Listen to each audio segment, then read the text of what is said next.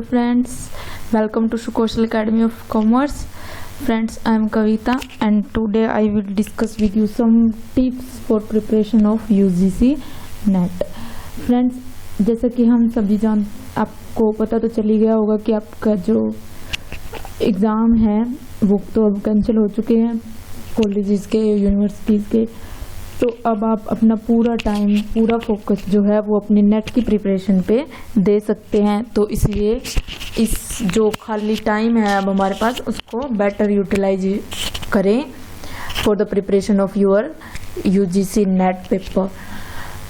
Friends, इस आज की वीडियो में मैं अपनी कुछ टिप्स शेयर करूँगी अपने एक्सपीरियंस के बेस पे।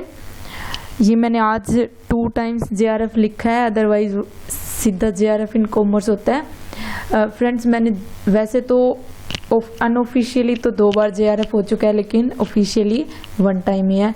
2 टाइम्स कैसे हो चुका है अनऑफिशियली, क्योंकि मैंने अप्लाई जो है वो फर्स्ट टाइम में नेट के लिए कर दिया था ओनली।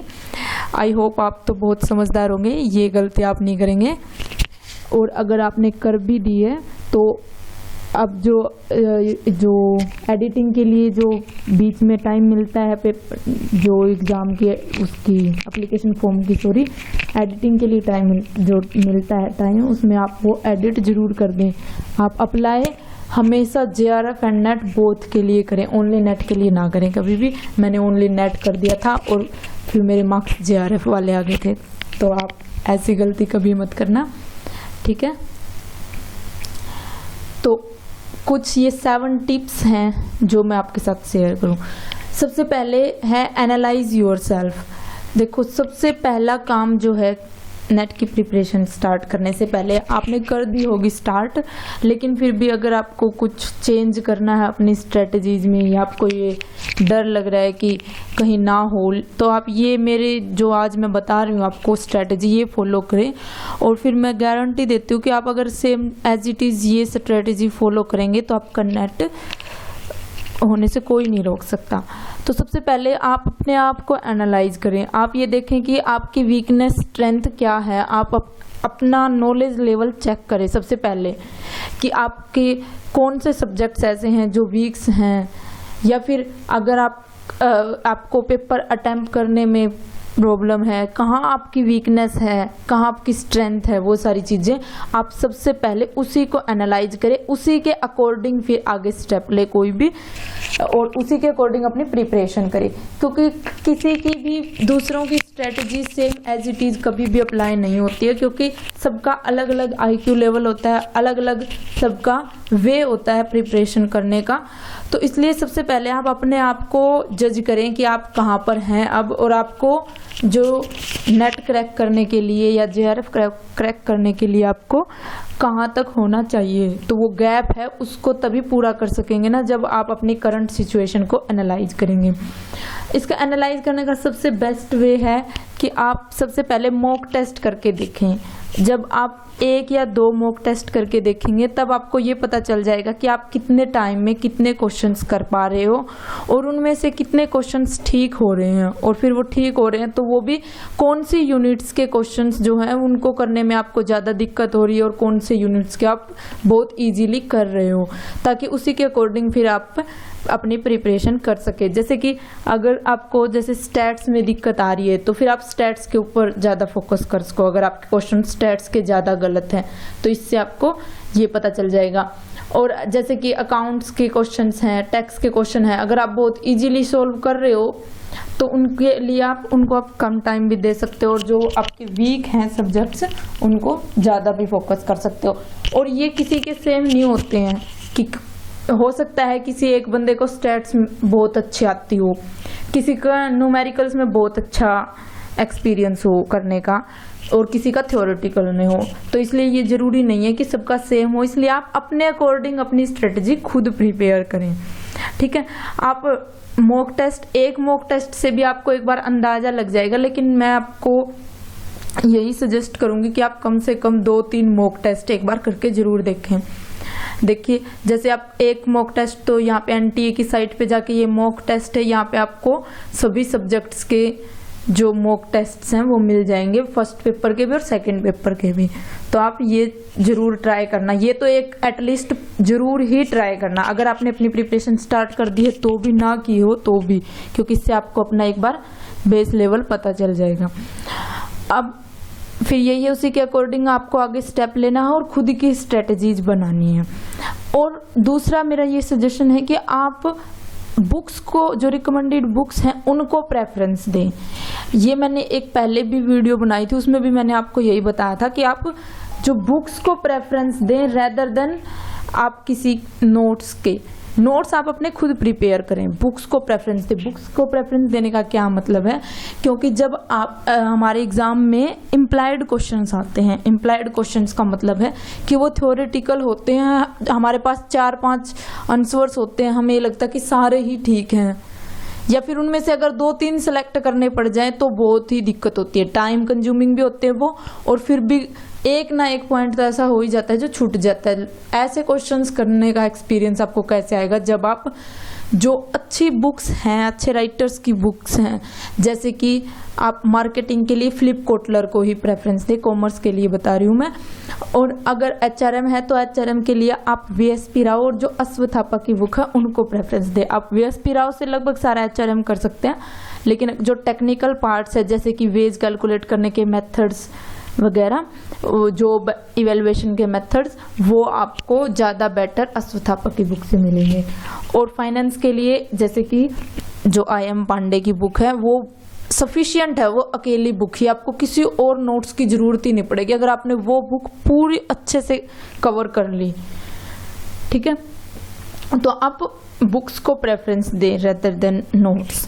नोट्स खुद बनाएं किसी और के, और ये ना सोचें कि किसी एक के ही भरोसे, अगर आपने जैसे कि कोई कोर्स परचेज कर रखा है तो आपको नोट्स भी मिले होंगे उनके, तो किसी भी एकेडमी के, तो आप सिर्फ उनके ही भरोसे ना रहें। जैसे कि यूट्यूब पे बहुत सारे यूट्यूबर्स के फ्री वीडियोस अवेलेबल है, तो वो फ्री में मिल रहा है ज्ञान, तो क्यों छोड़ना। तो इसलिए आप जितना हो सके सबकी को समझने की कोशिश करें, जो भी आपको रिलेवेंट लगे, आपके टॉपिक से जो इम्पोर्टेंट लगे उसको ना छोड़ें। और जब आप नोट्स बना लेंगे तब वो आपके रिवीजन में भी हेल्पफुल होंगे। और एटलीस्ट आप 2 टाइम्स रिवीजन जरूर करें। एक बार सिलेबस पूरा करके आप 2 बार तो करें ही करें, आपका लेवल कितना भी अच्छा हो, आपका नॉलेज लेवल, लेकिन फिर भी आप एटलीस्ट 2 टाइम्स तो जो है रिवाइज जरूर करें। और आप ये जो रिवीजन करें, तब रिवीजन करते टाइम मैं अपने एक्सपीरियंस के अकॉर्डिंग बता रही हूँ। जैसे मैं जब रिवीजन करती थी तो अपने नोट्स खोल के और यूट्यूब की वीडियोस के थ्रू रिवाइज करती थी, जल्दी भी रिवीजन हो जाता है इससे।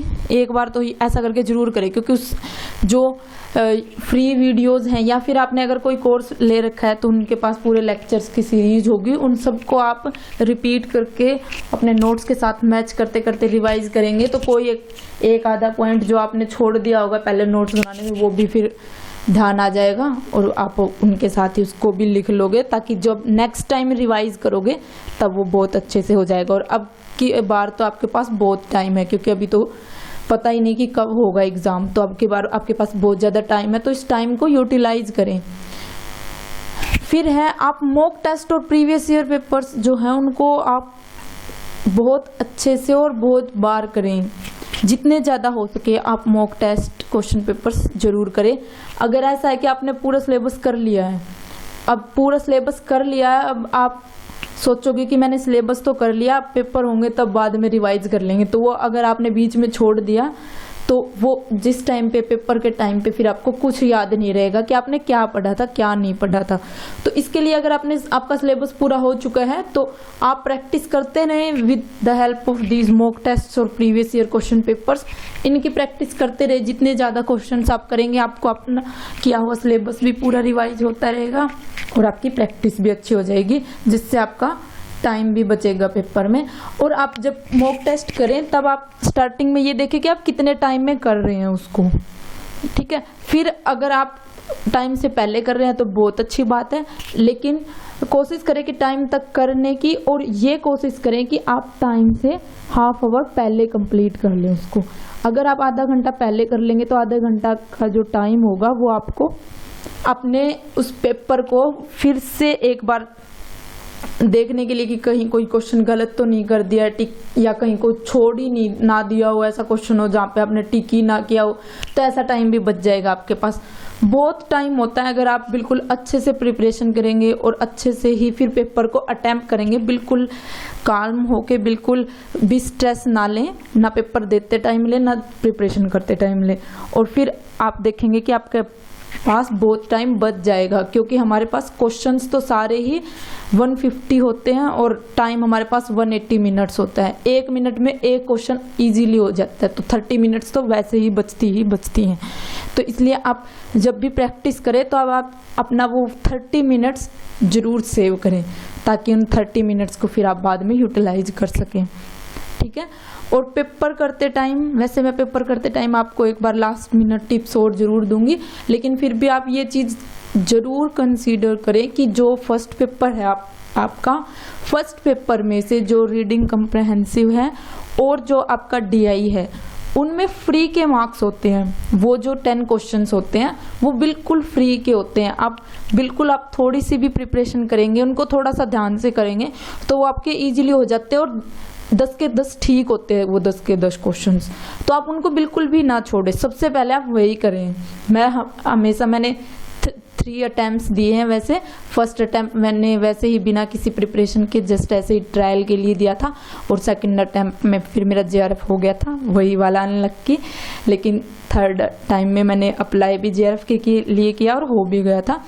तो इसलिए मैंने 3 टाइम्स किया। तीनों टाइम्स मैंने यही किया कि सबसे पहले RC और DI जो है वो किया, क्योंकि उससे आपका टाइम भी बच जाता है बाद के क्वेश्चंस के लिए, और फिर आपको वो फ्री के मार्क्स भी मिल जाते हैं। और ये जो पिछली बार का जो पेपर था दिसंबर 2019 का, उसमें क्या था कि सेकंड पेपर में भी, कॉमर्स के सेकंड पेपर में भी जो है वो रीडिंग कम्प्रहेंसिव आया हुआ था मार्केटिंग के सब्जेक्ट से। तो वो मार्केटिंग के सब्जेक्ट से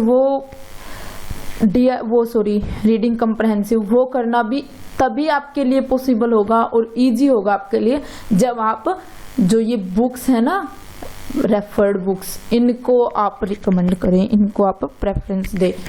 अगर आप इनसे करेंगे तभी आपको ये पता चलेगा कि कैसे इन क्वेश्चंस को अटेम्प्ट करना है। ठीक है फ्रेंड्स, तो यही थी मेरी। अगर आपको कोई और डाउट हो किसी भी चीज़ से रिलेटेड, आपकी प्रिपरेशन से रिलेटेड या किसी टॉपिक से रिलेटेड, तो आप हमें कमेंट करके ज़रूर बताना।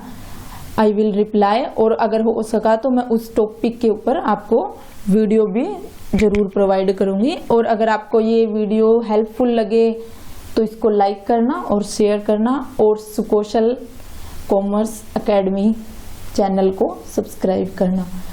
Thanks for watching.